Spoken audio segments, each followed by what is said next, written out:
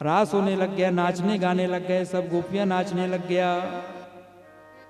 कृष्ण नाचे, राधा नाचे, कृष्ण नाचे, नाचे गोपी जन, मन मेरा बन गए सखी रे पावन वृंदावन। मन मेरो बन गए सखी रे पावन वृंदावन। राधा नाचे कृष्णा नाचे, नाचे गोपी जन। राधा नाचे कृष्ण नाचे, नाचे गोपी जन। मन मेरो बन गए सखी रे पावन वृंदावन। मन मेरो बन गए सखी रे पावन वृंदावन। रास रचो है, रास रचो है, रास रचो है, रास रचो है, यमुना किनारे आई रास रचो है। रास रचो है, रास रचो है, रास रचो है, रास रचो है, यमुना की तट अनारास रचो है। यमुना की तट अनारास रचो है। सूरज नाचे, चंदा नाचे, नाचे तारागण। सूरज नाचे, चंदा नाचे, नाचे तारागण। सूरज नाचे, चंदा नाचे, नाचे तारागण। सूरज नाचे, चंदा नाचे, नाचे तारागण। मन मेरा बन गए सखी रे पावन वृंदावन। मन मेरो बन गयो सखी रे पावन वृंदावन।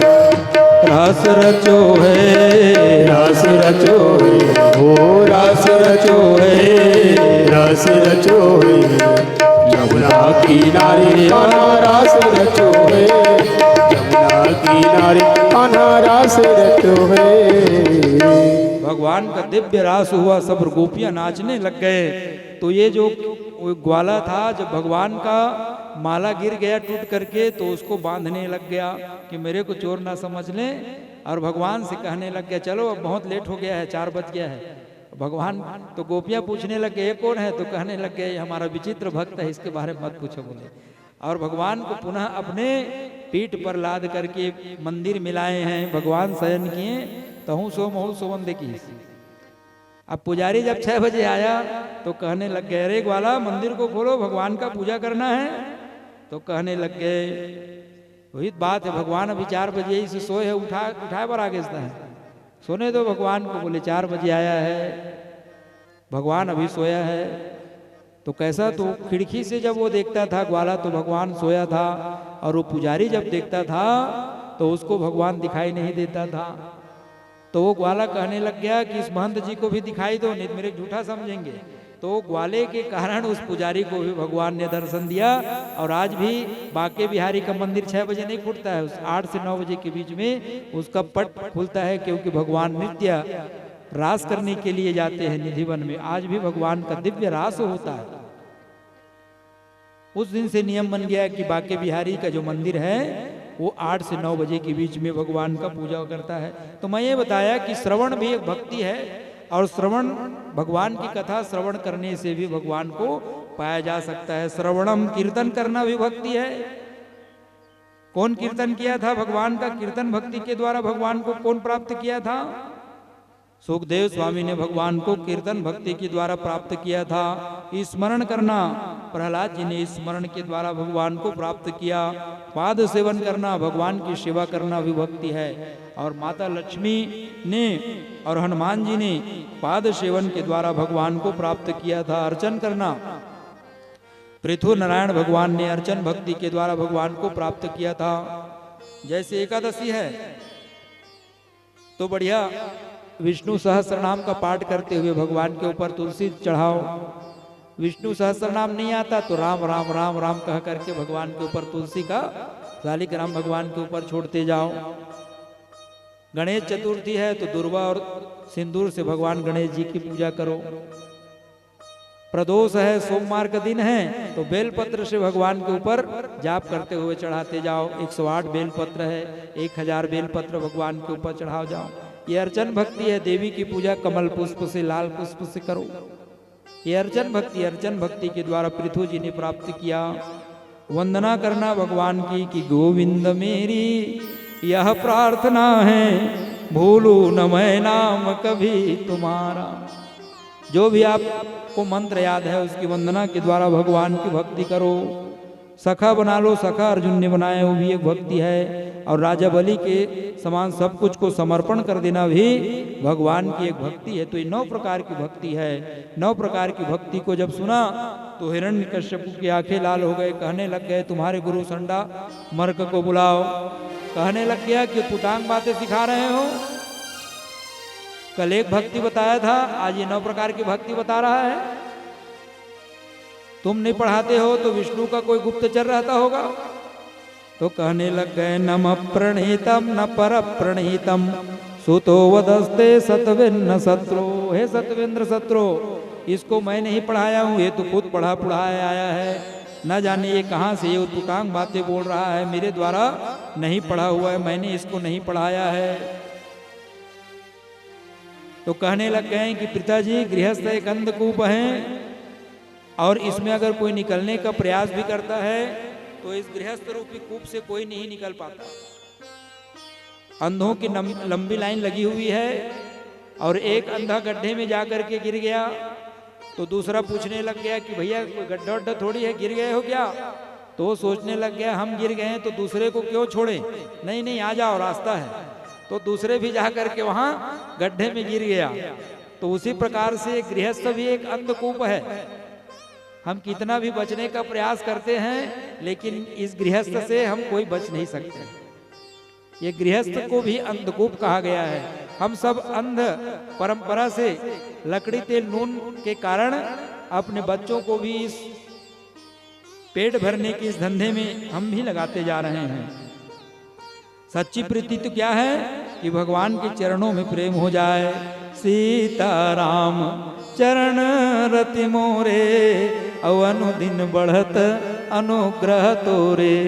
भगवान के चरणों में प्रेम हो जाना ही भक्ति है। पिताजी जो इस गृहस्थ रूपी जीवन में है वो तो अंधकूप में अंध परंपरा से गिरते जा रहे हैं।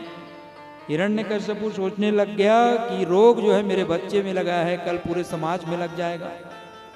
शरीर में कोई एक रोग हो जाए, एक हाथ को काटने से एक पैर को काटने से अगर बच जाए तो हम एक हाथ और पैर को काट देते हैं। मैं भक्त प्रहलाद को मार डालूंगा, नहीं तो ये जो पूरा सभी बच्चे जो है बिगड़ जाएंगे। भक्त प्रहलाद को बड़े बड़े पर्वतों से गिराया गया, पानी में डुबाया गया, अग्नि में जलाया गया, विष पान कराया गया, भोजन पर प्रबंध लगा दिया गया। अंत में जब नहीं मरा सब भगवान बचा लेते थे तो होलिका कहने लग गई कि मैं इसको लेकर के स्वयं बैठ जाऊंगी, मुझको ब्रह्मा का वरदान है, अग्नि मुझको नहीं जला सकते। होलिका भक्त प्रहलाद को लेकर के बैठ गए। लेकिन कोई भी वरदान कोई भी विद्या जो है सत्य की रक्षा करने के लिए मिलता है, उसका दुरुपयोग करने के लिए नहीं मिलता है। भक्त प्रहलाद सत्य था, होलिका जल गई, भक्त प्रहलाद बच गए। उसी दिन से आप लोग क्या मनाते हो? होलिका दहन अभी मनाए हो ना। असत्य पर सत्य की विजय का प्रतीक होलिका दहन आप लोग सब मनाते हो। भक्त प्रहलाद संडा मर्क कहने लग गए हमको आप एक मौका और दीजिए। भक्त प्रहलाद को पुनः संडा और मर्क ले गए। एक दिन संडा और मर्क जब बाजार की ओर चल जाने लग गया तो दैत्य बालकों को भक्त प्रहलाद जो उपदेश देने लग गया और कहने लग गया कि भक्त आत्मा और परमात्मा दो शाश्वत सखा है। भगवान ने हमको ढूंढ ढूंढ करके 84 लाख योनियों में जन्म दिया और भगवान कहने लग गया कि आप सब मुझको ढूंढो। और भगवान ने हमको जन्म दिया लेकिन हमने जन्म पा करके उस भगवान को नहीं ढूंढ पा रहे हैं, भगवान को ही भूल गए हैं, आंख मिचौली का खेल खेल रहे हैं। कौमार आचरित प्राज्ञो धर्मान भगवतानि हम दुर्लभम मानुष्यम जन्म तदप्य ध्रुमदर्थतम। प्रहलाद कहते हैं कि मित्रों उस परमात्मा को इस शरीर से ही जानना संभव है, अन्य योनियों में शरीर उसे जानने में समर्थ नहीं है। इसीलिए उस भगवान को इस बचपन से ही जाना जा सकता है। बचपन जो है पढ़ने में निकल जाता है, खेलने कूदने में निकल जाता है और युवा आता है वो कमाने खाने में निकल जाता है। तो भजन कब करोगे? आप कहोगे कि मैं बुढ़ापे में भजन करूंगा, तो बुढ़ापे में आप कहाँ से भजन कर पाओगे? आपकी इंद्रियां काम करना बंद कर देंगी। समय ही कम है। अल्प तो अवधि यहाँ तामे बहुत सोच पोच करबे को बहुत है पर कहाँ कहाँ कीजिए पारना पुराणन को, वेदों को अंत नहीं, वाणी है अनेक रस, कौन कौन लीजिए लाखन में एक बात, तुलसी बताए जात जन्म सुधारण तो राम नाम लीजिए। जन्म को सुधारना हो तो राम नाम लेना पड़ेगा, यही जीवन की सार्थकता है। जब नहीं भक्त प्रहलाद का कुछ नहीं हुआ तो भक्त प्रहलाद उन दैत्य बालकों को शिक्षा प्रदान करने लग गए। क्या तुम कहते हो कि मानव का जन्म 100 वर्ष का है तो 50 वर्ष तो सोने में निकल गया? आप लोग मानव के तन को 100 वर्ष मान रहे हो तो 50 वर्ष आधा समय 12 घंटा कम से कम सोते हो दिन और रात मिलाकर के, तो 50 वर्ष 100 मानो तो निकल गया। और 80 वर्ष 20 वर्ष उधर का निकाल दो, आप कुछ करना भी चाहोगे तो आपकी इंद्रियां काम करना बंद कर देगी, आप बैठ नहीं पाओगे, सुन नहीं पाओगे, बोल नहीं पाओगे, कहां से भजन करोगे? बच गया 30 वर्ष, तो 30 वर्ष में जो 20 वर्ष है वो तो खाने कमाने में, पत्नी के ये लाओ वो लाओ, ऐसा है जी वैसा है जी में निकल गया। हाँ जी ये जी में निकल गया। अब 10 वर्ष बचा है तो 10 वर्ष जो है उसमें भी अनेकों प्रकार का आना जाना लगा रहता है, सुख दुख का काम लगा रहता है, तो भजन कब करोगे? इसीलिए मैं कहता हूं कि भजन जो है, कोई कहता है कि बुढ़ापा आएगा तब हम तीर्थ यात्रा करेंगे, अभी हमारा उम्र ही क्या हुआ। ऐसा नहीं है, भजन तो इसी उम्र से करना चाहिए, जवानी में ही भजन करना चाहिए। जब बुढ़ापा आएगा तो क्या होगा? लाठी से पड़ेगा पाला, नाक से बहेगा नाला, आंखों में तलेगा जाला, जरा जिंदगानी में। लाठी लेकर के चलोगे, नाक बहने लग जाएगा, आंखों में ताला, देख नहीं पाओगे, जाला जम जाएगा। पड़े पड़े बिस्तर में अरे करोगे रे मलमूत्र त्याग, थूकते और खांसते रहोगे पीक दानी में।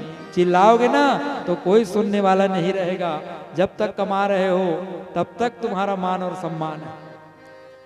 भक्ति क्या करोगे जब शक्ति ना रहेगी, कर लो भगवान का भजन इस जवानी में। इस जवानी से ही भगवान का भजन करो, जितना आपको समय मिल जाए उतना भगवान का कथा सुनो, यात्रा करो, तीर्थ यात्रा करो, भजन करो, दान करो, धर्म करो, ये तो जवानी में ही किया जा सकता है। भजन कर मस्त जवानी में, बुढ़ापा किसने देखा है। भजन कर मस्त जवानी में, बुढ़ापा किसने देखा है। भजन कर मस्त जवानी में, बुढ़ापा किसने देखा है। भजन कर मस्त जवानी में, बुढ़ापा किसने देखा है।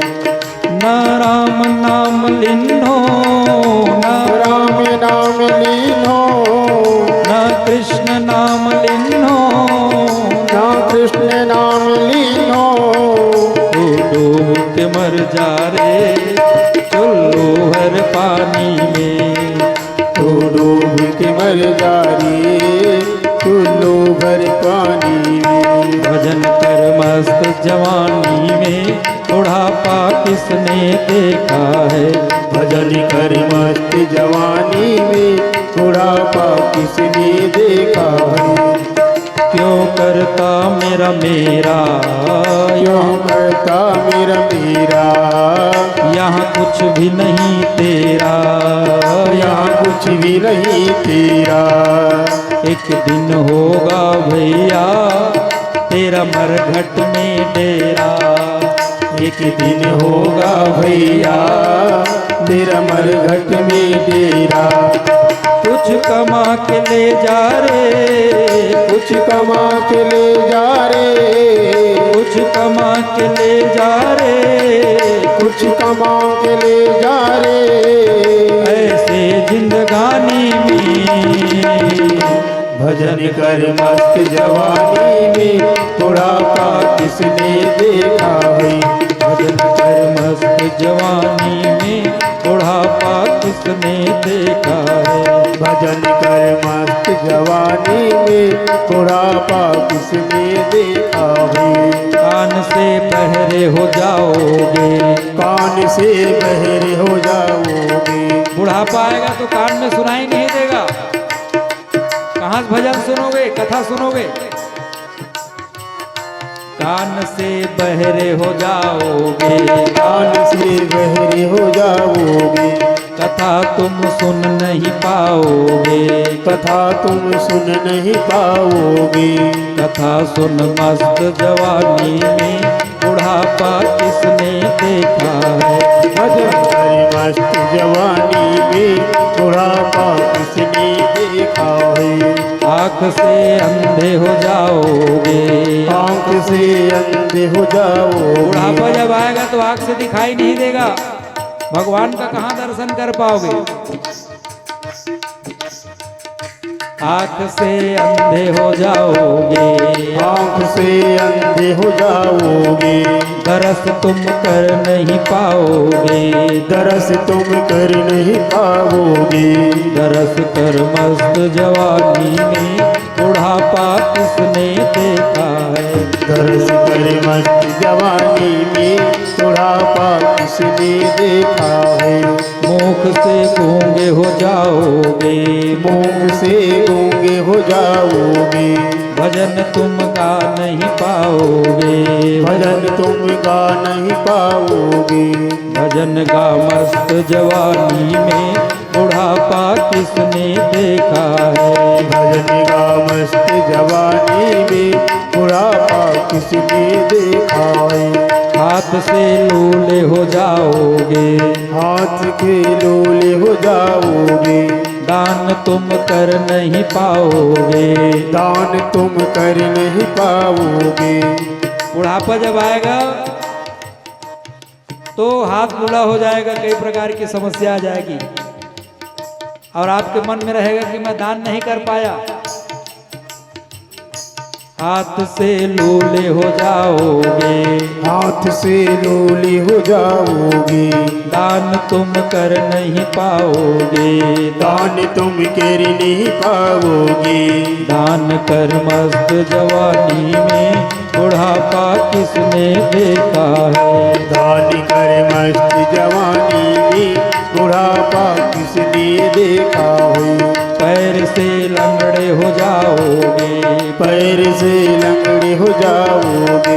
तीरथ तुम जा नहीं पाओगे, तीरथ तुम जा नहीं पाओगे। आप लोग बोलोगे बुढ़ापे में तीर्थ यात्रा करूंगा तो आपका पैर चलना नहीं चल सका महाराज। अब मैं पैर से चलना नहीं चल पा रहा हूँ। पैर से लंगड़े हो जाओगे, पैर से लंगड़े हो जाओगे। तीर्थ तुम कर नहीं पाओगे, तीरथ तुम कर नहीं पाओगे। तीर्थ कर मस्त जवानी में बुढ़ापा किसने देखा है।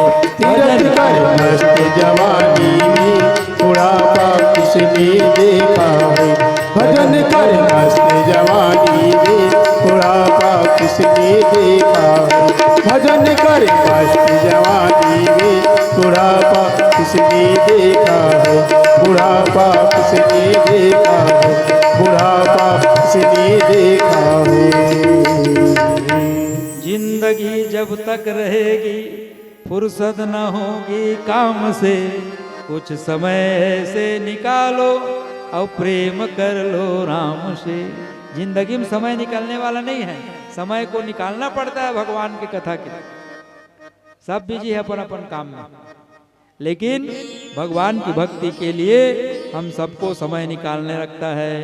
दैत्य बालकों को भक्त प्रहलाद जो है ज्ञान की बात बताने लग गए, तो कहने लग गए कि ये दिव्य बातें तुमको कैसे पता चला प्रहलाद। तो कहने लग गए कि मेरी माता जब गर्भ में थी, मैं गर्भ में था, मेरे पिताजी तपस्या करने के लिए जब गए थे तो इंद्र ने मेरी माता का हरण कर लिया और मारना चाहा, तो नारद जी ने आकर के बचा लिया और अपने आश्रम में रखे और बढ़िया ज्ञान की बातें जब बताते थे तो गर्भ में मैं ये सब बात को सुनता था। तो दैत्य बालक कहने लग गए हमारे गुरु जी ठीक कहते हैं, ये पढ़ा पढ़ाया नहीं है, ये तो पेट से ही पढ़ करके आया है। अष्टावक्र जी जो थे, अभिमन्यु ने चक्रव्यूह की जो रचना है वो गर्भ में ही श्रवण कर लिया था। अष्टावक्र जी जो थे, उसी प्रकार से भक्त प्रहलाद ने भी ज्ञान की बातें जो है अपने माता के गर्भ से ही सुन लिया था। कहने लग गए कि हमको तुम्हारे साथ नाचने गाने का मन करता है। देवो सुरो मनुष्यो वा यक्ष गंधर्व एव च भजन मुकुंद चरणम स्वस्तिमान स्याद् यथा वयम। हरि का भजे सो हरि का हो। इसीलिए बच्चों, भगवान का भजन करना ही जीव की सार्थकता है, इस जन्म की सार्थकता है। कि भक्ति के दो प्रकार होते हैं, एक अमल भक्ति, एक मद भक्ति। अमल भक्ति मतलब निष्काम भक्ति, भगवान से कुछ न मांगना पड़े, ये है अमल भक्ति है। मद भक्ति क्या है? मांगने वाली भक्ति। एक तो सत्यनारायण की कथा करा दी है और भगवान से ये मांग रहे हैं, वो मांग रहे हैं। मंदिर में गए तो कुछ भी थोड़ा बहुत 1 आध रुपये चढ़ा दिए, भगवान मुझको ये प्रदान कर देना, भगवान मुझको ये देना, भगवान। तो ये क्या है? ये मद भक्ति है। तो भगवान किससे प्रसन्न होते हैं? अमल भक्ति, निष्काम भक्ति होनी चाहिए। भगवान के प्रति जो भक्ति है वो निष्काम होना चाहिए, किसी भी प्रकार की सौदेबाजी नहीं होना चाहिए। इसीलिए सब दैत्य बालकों को उपदेश दे रहे हैं। नाचने लग गया सभी बच्चे। संड और मर्क ने हिरण्यकश्यप को बताया कि भक्त प्रहलाद ने सब बच्चों को भी नचा रहे हैं, गवा रहे हैं, भजन करा रहे हैं। खड्ग लेकर के जब हिरण्यकश्यप आया और दहाड़ा तो सभी बच्चे स्टेचू बन गए, जैसे थे वैसे खड़े हो गए। खबरदार, कोई हिलेगा यहाँ से तो ये दुर्विनीत मंदात कुल भेद कराधमम, आज मैं तुमको मार ही डालूंगा। मैं क्रोध कर रहा हूं, त्रैलोक्य कांप जाता है और मेरे क्रोध में तुमको डर नहीं लगता है? मुझको ब्रह्मा जी का वरदान प्राप्त है, क्या समझते हो मुझको? तो भक्त प्रहलाद कहने लग गया, न केवलम में भवतस्य राजन स वै बले बलिनाम चापरेशाम परेवरेमी सृष्ट जंग में ब्रह्मादयेन वशम प्रणीता। पिताजी, आपको ब्रह्मा का वरदान प्राप्त है, तो जिस ब्रह्मा जी को भगवान ने बनाया उस भगवान के मैं भक्ति करता हूँ। मारने के लिए खड्ग उठाने लग गया, आज तुझको मार ही डालूंगा। कुलभेदी, इस चंदन के वन में तुम कांटे कहाँ से आ गए हो? लेकिन खड्ग जो है आगे नहीं बढ़ रहा है। परशुराम जो है, भगवान रामचंद्र जी लक्ष्मण जी को खड्ग दिखा रहे हैं, लेकिन खड्ग जो है आगे नहीं बढ़ रहा है। भगवान ने जब धनुष का भंज किया तो परशुराम आ गए और कहने लग गया कि कौन है जो इस धनुष को तोड़ दिया? तो भगवान क्या कहने लग गया कि नाथ संबोधन भंज निहारा हो, यही के हूं एक दास तुम्हारा। कोई दास ही होगा जो आपके धनुष को तोड़ा होगा? तो कहने लगे लक्ष्मण जी, परशुराम को छेड़ने लग गया, बचपना में हमने बहुत सारे धनुष को तोड़ लिया, लेकिन आज तक तुमने गुस्सा नहीं किया। और ये पुराना धनुष रखा हुआ था, छुवत टूटत रघुपति ने तो छूते ही टूट गया। तो कहने लग गया अनेक प्रकार से परशुराम जो है खड्ग को बढ़ाने लग गया, मार डालूंगा मैं। लेकिन खड्ग बढ़ने नहीं लग गया तो उसके मन में संदेह हो गया कि मेरे परम आराध्य भगवान हैं। तो कहने लग गया कि आप इसमें प्रत्यंचा चढ़ा दीजिए तो मैं जान लूंगा, मेरा संदेह दूर हो जाएगा। कि राम रमापति कर धन लेहु और खींचहि मिटहि मोर संदेहु, मेरे संदेह की निवृत्ति हो जाएगी। तो परशुराम के हाथ में जो धनुष रखा हुआ था छूट करके भगवान राम के हाथ में पहुंच गया। देत चाप आप ही चले गए हो और परशुराम मन विस्मय भयहु। परशुराम का विस्मय दूर हुआ, जान लिया ये मेरा परम आराध्य है। ये बिना ही आंख के देख लेते हैं, बिना ही मुख के बोलते हैं, बिना ही पैर के चलने लग जाते हैं।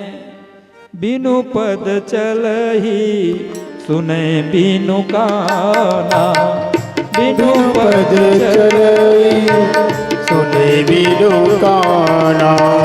बिनु पद चलई सुने बिनु काना। बिनु पद चलई सुने बिनु काना। कर बिन करम करे विधि नाना, कर विधि कर्म करे विधि नाना। चेतन कड़ जड़ करही, और जड़ ही करही चैतन्य। भगवान जड़ को चेतन बना सकता है और चेतन को जड़ बना सकता है। ये भगवान की भक्ति है। भगवान अपने भक्तों के लिए सब कुछ करने को तैयार हैं। अनेकों प्रकार से समझाने लग गया। सब बलम बलिनम चा परेशाम, कहने लग गया कि तुम्हारा भगवान कहाँ है। तो कहने लग गया कि आपका प्रश्न ही गलत है। आप ऐसा बोलो कि भगवान कहाँ नहीं है। भगवान तो कण कण में है। हरि व्यापक सर्वत्र समाना, हरि व्यापक सर्वत्र समाना, हरि व्यापक सर्वत्र समाना, हरि व्यापक सर्वत्र समाना, हरि व्यापक सर्वत्र समाना। प्रेमत प्रगट होई मैं जाना, ओ प्रेमत प्रगट होई मैं जाना। ईशावास्यमिदं सर्वं काश्वयते च सर्वत्र कस्मात् स्तंभे न दृश्यते। क्या सब जगह है तो क्या इस खंभे में दिखाई दे रहा है। तो भक्त प्रहलाद कहने लग गया मुझको तो खंभे में भी भगवान दिखाई दे रहा है। जब खंभे में दिखाई दे रहा है करके खड्ग निकाले, गदा निकाले और उस खंभे में प्रहार किया तो गगड़ गड़गड़ानो खंभ फाटो जर जरानो, निक्षो नर नार स्वरूपति व्यानो है। ककड़ कड़कड़ावे दसन जीप लप लपावे, चितवत सरोज मानो अंग जात खानो है। भगवान नरसिंह का प्रागट्य हो गया। ऊपर का भाग शेर के समान था और जो नीचे का भाग था वो मनुष्य के समान था। इसीलिए उसका क्या नाम हो गया, नरसिंह भगवान। तमाम देवता दुमदुभी बाजा बजा करके भगवान नरसिंह के ऊपर पुष्पों की वर्षा करने लग गए।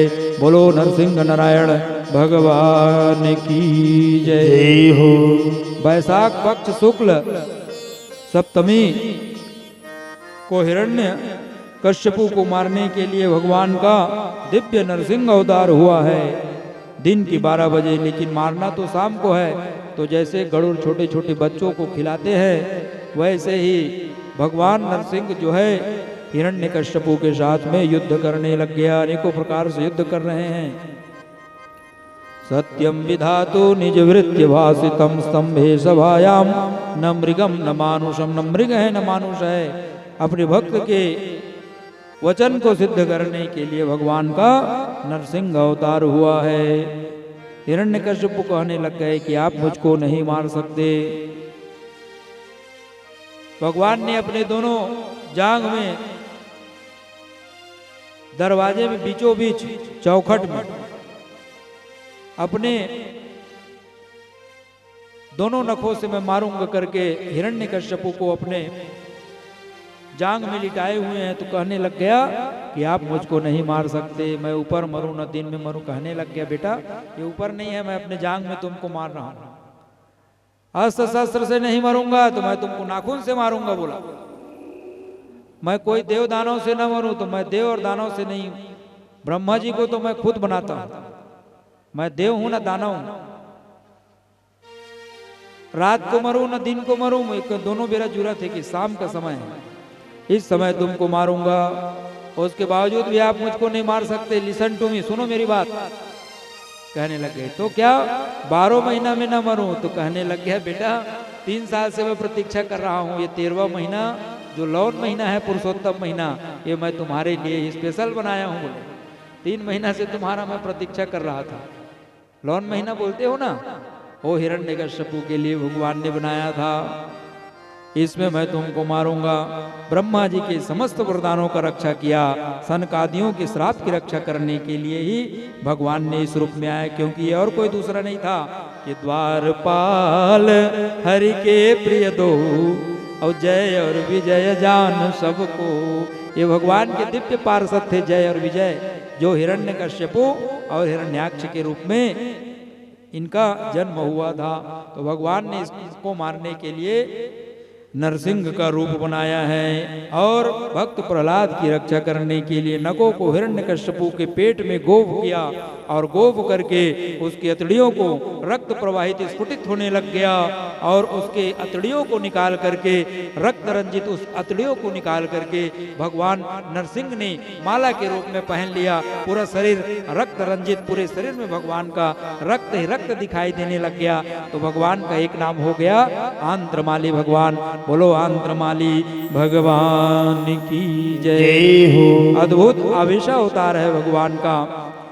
दहाड़ने लग गया। भगवान को शांत करने के लिए सभी देवी देवता, ब्रह्मा जी, शंकर जी आए।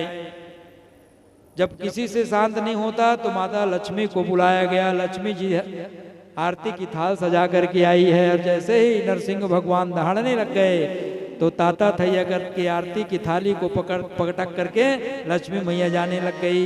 क्योंकि माता लक्ष्मी ने भगवान का शांताकारम भुजग शयनम पद्मनाभम सुरेशम शांत स्वरूप को देखा हुआ था।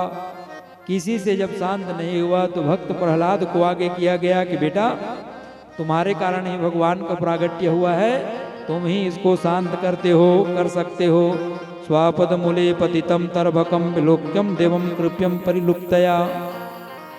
तो गोद में बिठा लिया भक्त प्रहलाद को और भक्त प्रहलाद के ऊपर वात्सल्य दिखाने लग गए। जैसे गौ माता बछड़े को चाटते हैं वैसे ही नरसिंह भगवान भक्त प्रहलाद को चाटने लग गया। छोटा सा 5 वर्ष का बच्चा है। वेदम वपुकचा वया सुकुमार मेतद वैता प्रमत्त कृत दारुण्य नास्ते आलोचितम भी विषयो यम भूत पूर्वा क्षंतव्य मंग यदि में समय विलंबा।